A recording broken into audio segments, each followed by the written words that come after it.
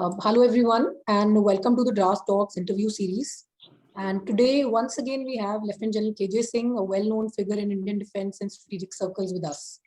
He was the former Western Army commander and currently the State Information Commissioner, Haryana. We've often seen him on TV shows and online discussions on matters concerning Indian military and national security.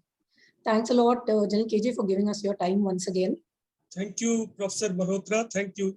Thank you. Today, we also joined by Ms. Fareen from Times of India Bangalore edition, who will be co-hosting the discussion with me.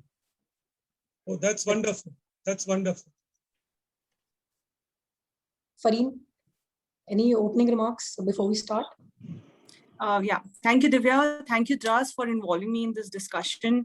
I'm honored to be sharing the space with General KJ. I've heard your talks show so many times, sir, and I'm looking forward to the discussion today. Especially this topic, the recruitment pattern, social ethos, and demographics of the army is extremely interesting.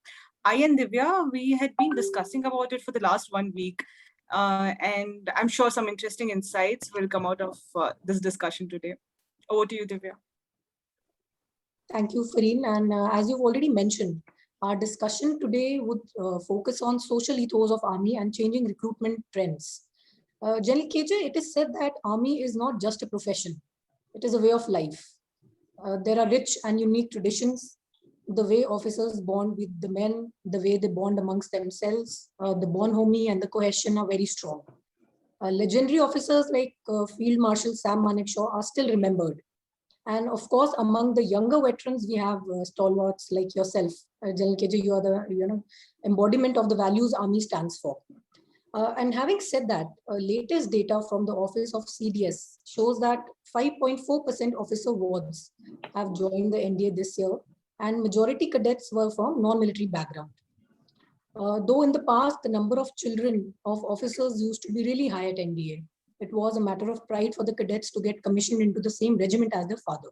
So how would you describe this trend? What is the elephant in the room and why is the motivation missing? If you could decode these numbers for us. General KJ. Professor Malhotra and Fareen, see, it's like this, that India is changing and change it must.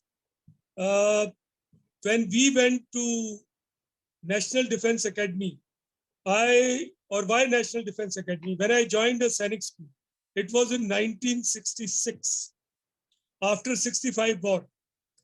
And in 73, after 71 war, I was writing the exam for NDA.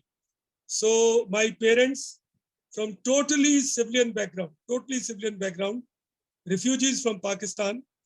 My dad was in Rajasthan Civil Services, later he went to IAS. So he didn't say anything because he sent me to Sainik School, so NDA was a logical choice.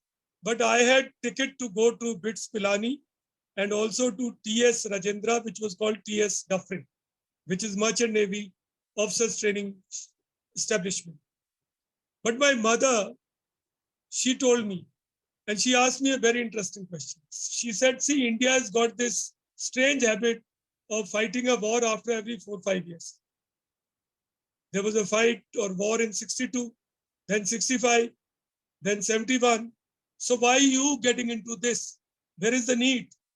So this is a totally civilian background mother asking me this question. But I brought this thing to tell you one thing, that when I joined Sainik School, there were not many officers' children in that Sainik School. So when I went to NDA, I found large number of officers' children there. But from which schools? Sanar, Sherwood, Mayo, and the likes. Okay, the upmarket elite schools, officer children studying there. It was earlier affordable for officers to send their children there and get them educated, and they would join armed forces. And we saw them as our role models. Pickle Sodi, riding polo team, all coming from such schools. Now, when I was close to retirement, I was on the board of governor of some schools. I used to go and lecture over there. And what did I realize, Professor Malhotra? Not one child from that school is even interested to join armed forces. They also don't go to IIT. They also don't go to civil services. Only exceptional. So where are they going? Most of them are going to foreign universities for 4-year degree course and busting up their dad's money or their parents' money. Paisa hai, udao. I'll tell you this. So when you called me for this discussion, I felt happy because I've been involved in this subject, and I tend to believe that it is a transformation that every country will go through in some ways or the other. It's not necessary that all officers' children must go to army. My children are not in army, I'm telling you very honestly. They like to go to corporate, they are working there. It's not as if that no officer children are in army. That's also wrong. Because General Bhinder, who's the army commander of Southwestern Command, his son and daughter are in army. General Kano from my regiment, his both sons are in armed forces. One in army, one in navy. So allow me to tell you this, that firstly, the number of officers vis-a-vis JCOs and other ranks go by that ratio. Are officers even 5%? No, they are not. So if they are not in that ratio, what is the harm if JCOs who are children go to and become officers? What is wrong in it? I have not understood. And did these people fail us? Manoj Pandey's father was a school teacher. Vikram Batra, his father was a teacher. And you take any number of examples. I met those parents, Saurav Kalia. Such ordinary families, they're coming up. And it is, actually, I feel happy that Bharat is taking its stake in officer cadre. And why not? If the candidate is willing, is motivated, I would also like officer children to go try. I have been to SSBs and I have asked those people this question, that why are officer children not getting selected? You know what answer I have got? Sir, I am an officer myself. Will I be against officer children? I said, no, I can't even dream of that. So I said, then why are officer children not getting selected? My course mate, who's a 4th generation army, his son was rejected. Why? He tells me, sir, officers' children are not trying hard enough. They don't show the spark. They don't have the fire in them. Sorry, I am also an officer, but allow me to submit this to you. And he said, JCOs who are children come well prepared. Come with some kind of a khundak that I'll break through this glass ceiling. So India is changing. I would like more officers' children to come into armed forces. Why not? Because I also would want Snar's children to try. I also will want Sherwood children to try. Why not? And at the same time, I am not so concerned that good children are joining. Is the quality going down? I'm not too sure. It's becoming contemporary. They may not speak so good English. When I joined Sainik School, I came from a Hindi medium school. I learned English. So English is just a means of communication. You can school yourself, you can teach yourself. And as long as a person is focused and wants to give it to armed forces, we should not, I'll tell you why, Divya, why all of us are, why are we doing this story? Why are we doing this topic?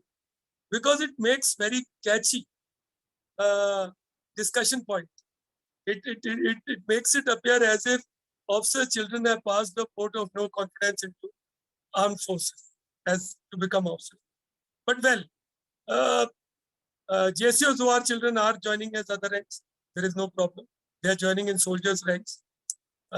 Some officer children who are meritorious are getting selected. And so many are trying but not getting selected. Should we give them an advantage just because their parents were in army, or their now even mothers can be in army or armed forces? Well, no, we should go merit-wise and we should select as per merit. And if After all, in civilian spheres also, there is diversity. There is inclusiveness. You are taking in IIMs and IIT also, you're giving certain benefit to women to join. You're also giving LGTB communities to come. You're also taking all these measures so that our society becomes more inclusive. So I take it this way. And I don't raise too much of a serious flag. In some ways, I'm happy that children from Bharat are joining. Only thing is, don't lower the standards. Keep the standards high. If there is any deficiency in their cultural values, it can be covered up in training. Training is good enough, and it covers up for them. I hope I have partially answered your query. Thank you, General KJ. Those were some very revealing and interesting points there. So as a veteran now who joined the army back in 1970s, how do you think has the army changed between now and then? We often hear कि फौज बहुत change हो गई है. But what is this change exactly we often hear about? How do you look at it from your lieutenant days to a general and now as a veteran? See, Farin, army has, or armed forces has changed drastically. When we joined armed forces, it was very regimental. It was very sort of tradition driven. You were not allowed to speak. Your CO spoke to you only maybe for a minute in the air. He never even acknowledged your presence. You were addressed as Mr. And there was so many such things which were there. It was a very sort of traditional armed forces. And before us, it was even more traditional. So it has changed. It has become more contemporary. And change has also been driven by the factor that when we joined, we were 26 officers. Our COs didn't know what to do with us. So some people will be kept out somewhere doing outdoors and this thing. Today, unit, when I was commanding, we had only 8 or 9 officers. Today, there are 13, 14. So if that be so, you can't keep anybody out of duty. Earlier, it was possible. We were 6, 7 second lieutenants. We were always kept in a spin. CO would not even like to see our face. But when you have 8, 9 of them, CO will have to even give work to second lieutenant himself and interact with him, because now his stake and value in that entire system has increased. So armed forces have changed, drastically changed. It has become more contemporary. But then what is armed forces? It is a microcosm of your society. It is a small sample of your society.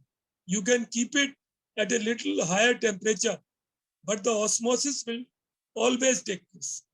If our society has got certain values, armed forces can keep some values, but somewhere the effect will definitely take place, because we come from the same stock, we go back to the same stock. So there are nuclear families. See, even earlier in soldiers, they came from joint families. They had somebody to look after their domestic affairs while they were in doing their duty.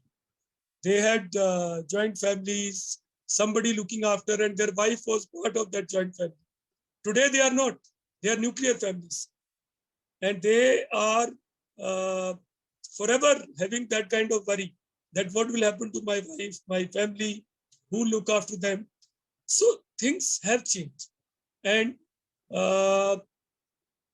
can we go back? No, that's not possible, because world has changed. Are we doing enough to upskill and sort of give those values which are critical values of armed forces? Yes, in training we are trying. Somewhere there are shortfalls, but it's not as if our officers are not matching up to our expectations. We are fighting a proxy war, and day in, day out, our young officers are making the sacrifice. And see how beautiful it is. Officers like Kangaroos, Thapar, they were to be commissioned into ASC, Ordnance, EME, Navdeep. who was an ordnance officer and won Ashok Chakra. And they do this attachment for 2 years with infantry. Yet, knowing fully well that after 2 years, they will go to ordnance, they'll go to ASC, they'll go to EME. They quote risks, they take responsibility. You can also pass 2 years by malingering, by avoiding risk, but no, they become very regimental officers. They take full measure of risk and make supreme sacrifices. So our officers, the contemporary ones, the current ones are good. We won the Kargil war because of them. We have an upper hand in proxy war because of them. So I would not like to say that in the changing army, values are changing. There is some corruption which has come in. There are certain other values which have got impacted. There is too much of social media also. Now they're trying to curb it. But then these are all signs of changing times. And we have measures in place. It's a challenge, but not an unsurmountable kind of a challenge. It is so fascinating for me to hear anecdotes from a soldier's life, sir. And your journey from lieutenant to a general and now to a veteran speaks so much about the change of the institution. So this brings me to the next question, Do you think these trends are a subset of general social change? I think you touched that subject, but still, if you could throw some more light on how the society as a whole has changed. There is greater awareness, access to information, more opportunities. So, like you said, it has crept into the army as well. So is it a clash between a past and present, or is the army adjusting well to the social change and modernization of social values? And just last question is, how do you look at it with respect to the younger generation of army officers and general conduct in the army? Again, something that you've touched, but if you could. See, Fareen, it's like this, that previously, large number of officers came from a defense background, officer children. Even men also came from traditional recruiting areas, which were martial races or states like Rajasthan, Punjab, Haryana, and coming from few districts like Junjunu, Rewari, Rohtak, Ropar, Jalandhar, like that. They had huge big footprint in the soldiers community. Now what is changed? Firstly, it has become more broad-based.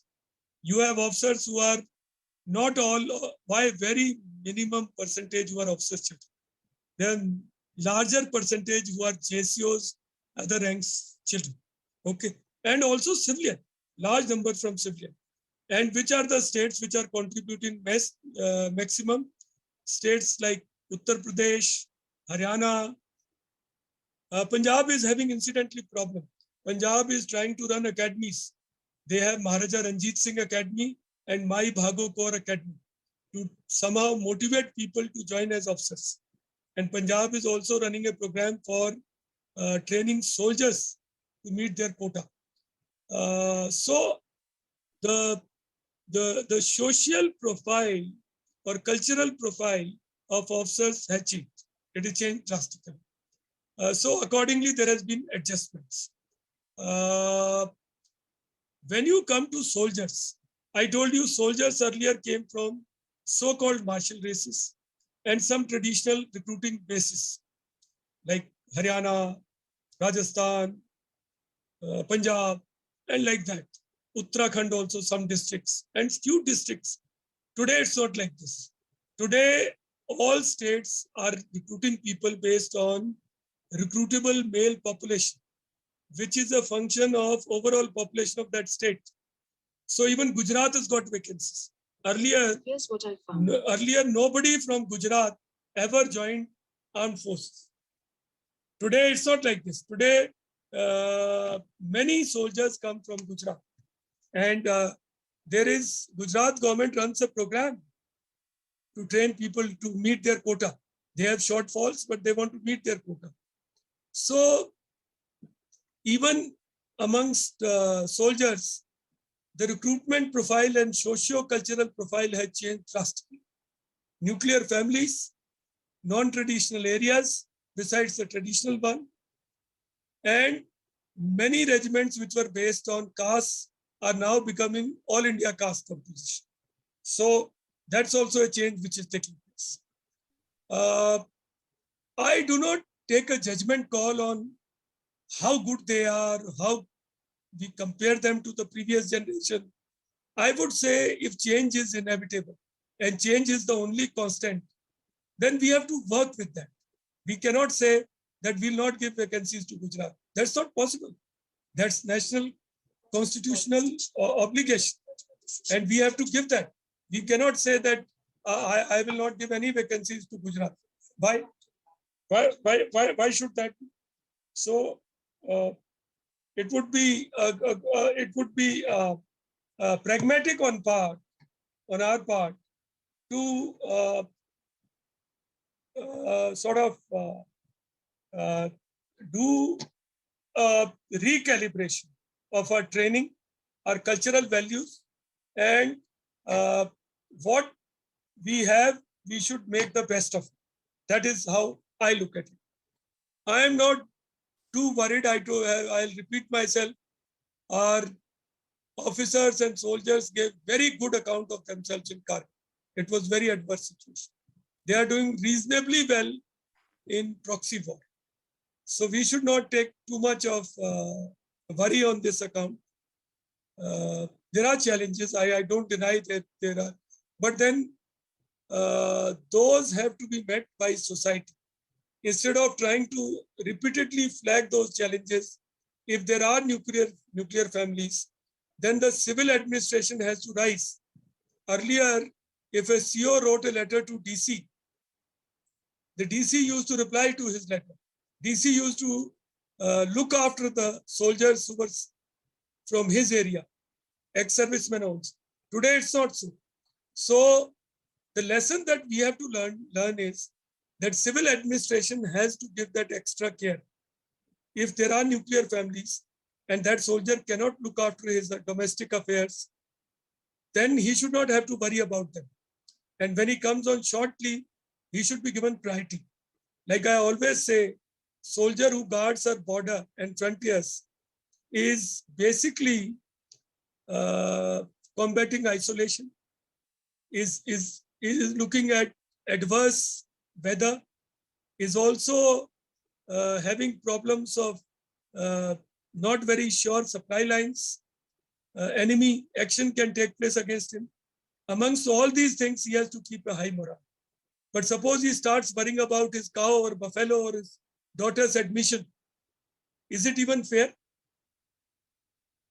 So the civil administration and civil society, neighbors and all, the village councils, the town mohalla committees should do that extra bit. If you send that soldier out to serve on the border, do look after his family and his domestic affairs. That is the change I will see from civil society. Right. General KJ, we can gather from your answers that the army has undergone a lot of change. And there's nothing wrong with change per se. Like you said, change is the only constant. It's a part of life. But institutions are bigger than individuals. And this is true more so for powerful organizations such as the armies, which need to maintain a cohesive spirit and their unique character.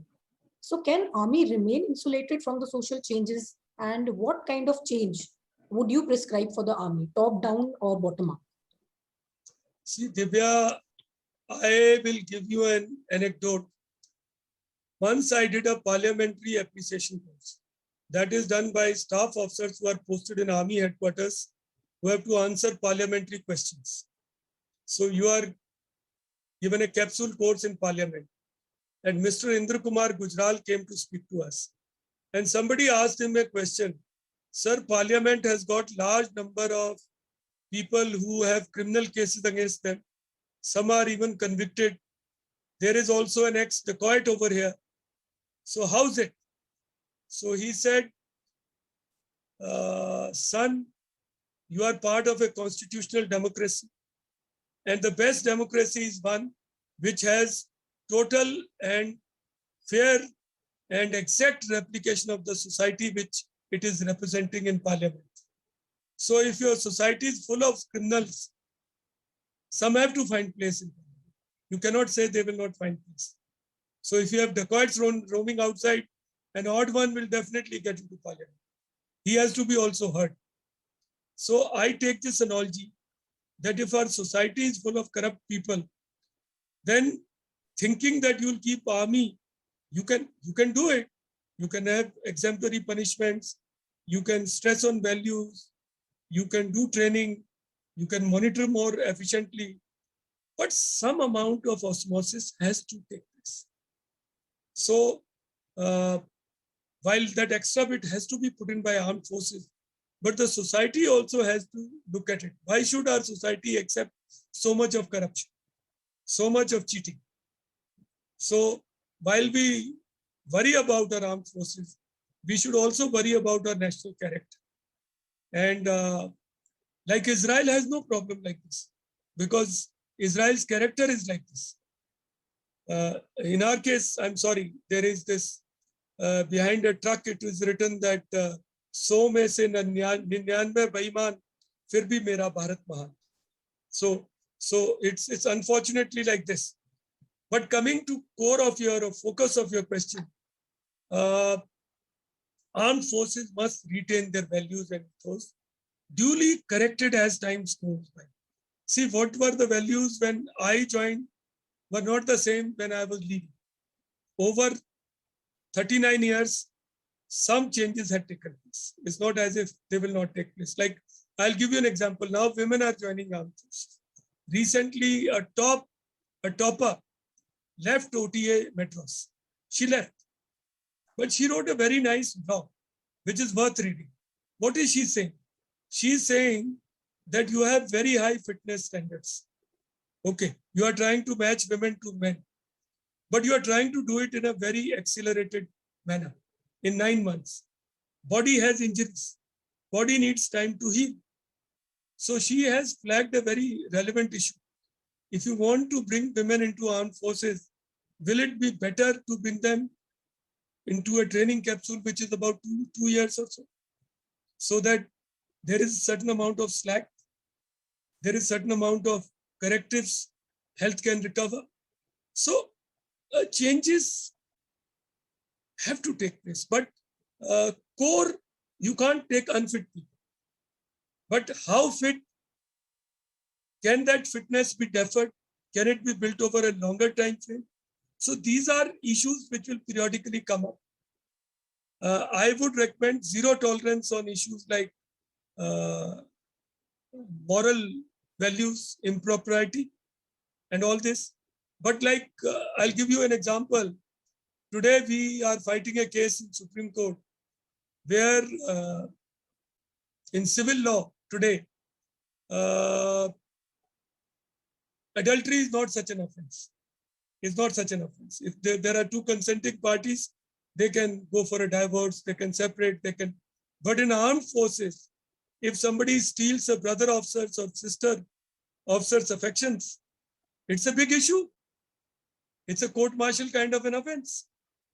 But Supreme Court is saying this is not in keeping with the Constitution of India. The Supreme Court judgments which say that if there is consent, where is the problem? But then our armies or armed forces point of view is it's a secluded kind of isolated silo in which people are serving. So if somebody is taking advantage of that and of his rank, his authority, and then managing to manipulate some woman or a man to that purpose, then action has to be taken. So these changes, see, a couple of years back in Marines, you could not be gay. And there couldn't be a LGTB in US armed forces. Today it's open, it's allowed. So society is changing.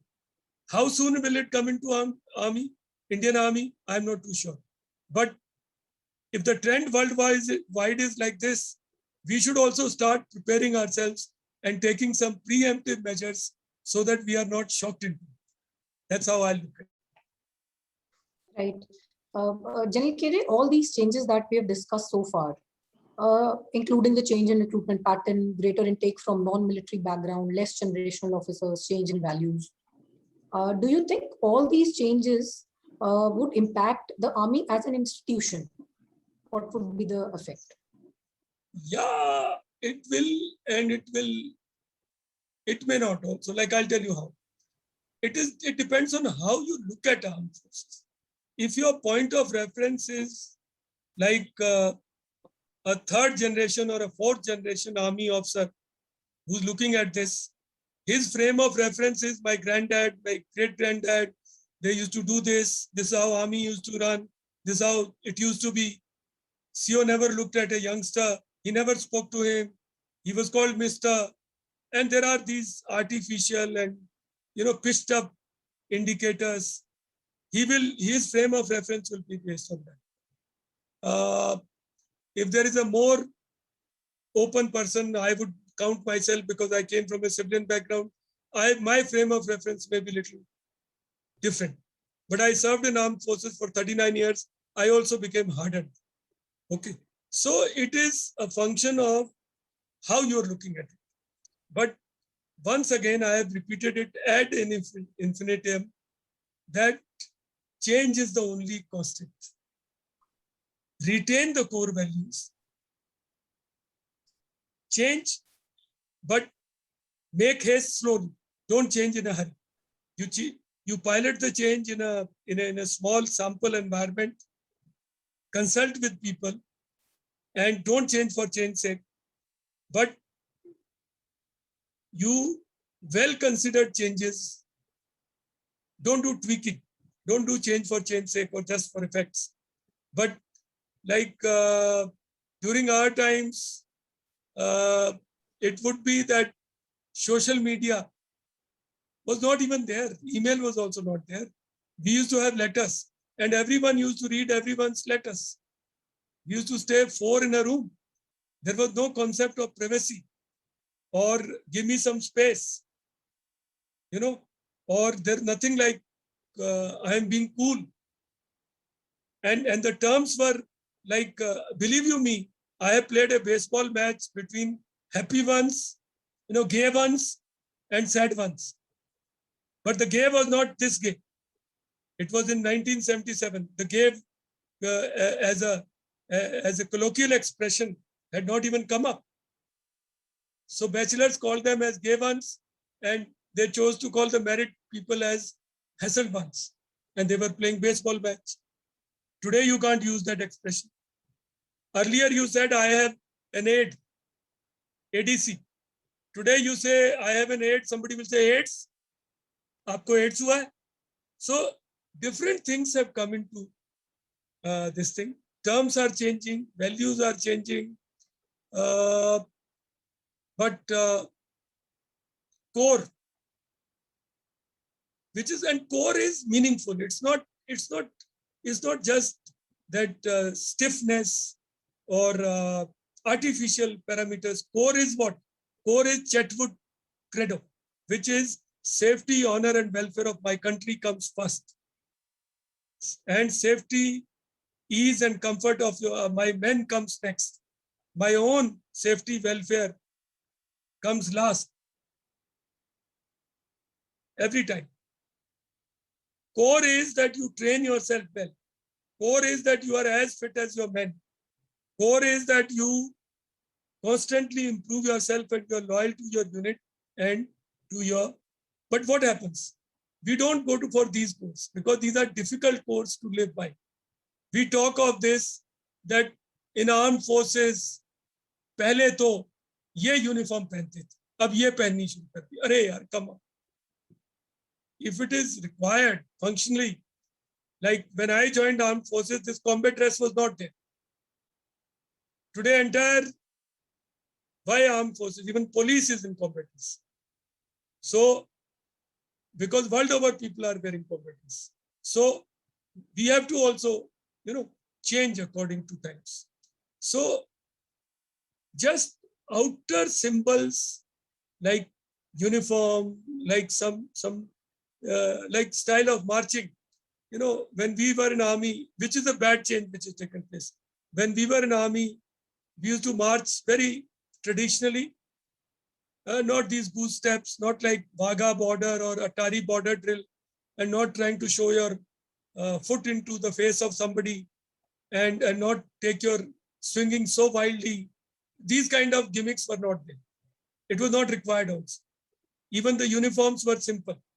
But then now if you see the Republic Day contingent, it looks like Christmas trees moving. Every contingent is like Christmas tree. Everybody's got an heckle, spats, cross steps, kamarbands. These are not even authorized, but everybody is copying. So these are not changes. These are foolish changes. These are cosmetic changes. These are easy to do changes. The changes which are there are techno warrior, that I'll be a soldier and officer who is technologically savvy, who will harness the technology to give my armed forces an edge. That is the change. That is the change I want. I'll be a social media warrior.